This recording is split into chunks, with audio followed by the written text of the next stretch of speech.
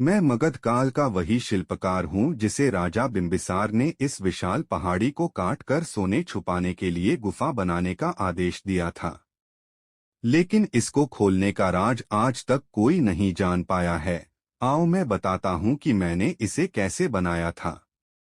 राजा बिंबिसार चाहते थे मैं ऐसी गुप्त गुफा बनाऊं जिसमें कोई मनुष्य क्या चींटी भी प्रवेश न कर सके। इसके लिए मैंने मगध के राजगीर में व्यवहार की पहाड़ी को चुना, क्योंकि यह स्थान धन छुपाने के लिए शांत और सुरक्षित था। मैंने इस गुफा में दो बड़े कमरे बनाए थे, जिनमें से एक को हजारों टन सोना रखने और दूसरे को विशाल सेना के ठहरने के लिए बनाया था जो इसकी रक्षा करती थी। इन दोनों कमरों को ऐसे पैक किया था कि कोई महाज्ञानी भी यहाँ की भूल भुलैया को पार करके आसानी से ना पहुँच सके। इन तक पहुँचने के लिए एक बहुत संकरी सुरंग इस तरह से बनाई थी कि इसके अंदर केवल एक व्यक्ति ही आ जा सकता था। इतनी कड़ी सुरक्षा के बाद हमें लगा अब ये धन एकदम सुरक्षित हैं, लेकिन हम गलत थे।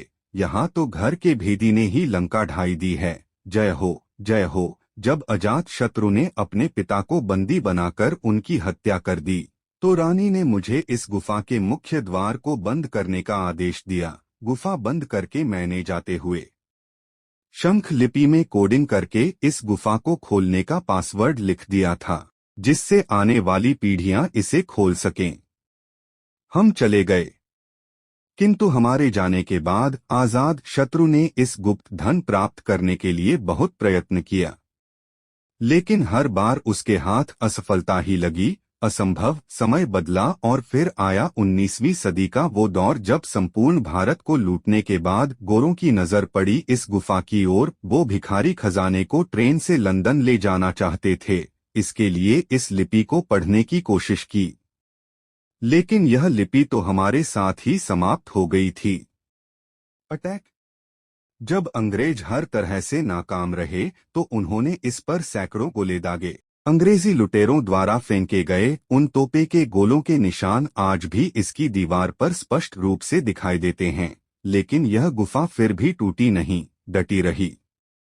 आखिर टूटती कैसे? अंबुजा सीमेंट से जो बनी थी, इसके पीछे कोई जादू नहीं बल्कि पत्थरों पर खास लेप लगाकर उनको इंटरलॉकिंग कर दिया जाता था, जिससे यह ऐसे जुड़ जाते थे मानो दोनों एक ही पत्थर हो। यह वज्रलेप चूना, गुड़, दाल, सोमरस और कुछ खास जड़ी बूटियां का एक अटूट मिश्रण होता था। मेरे इन हाथों की प्राचीन शिल्पकला और अनूठी रॉक लॉकिंग विधि के आगे सबको झुकना पड़ा, जिससे आज तक कोई हाथ नहीं लगा सका है और वो हजार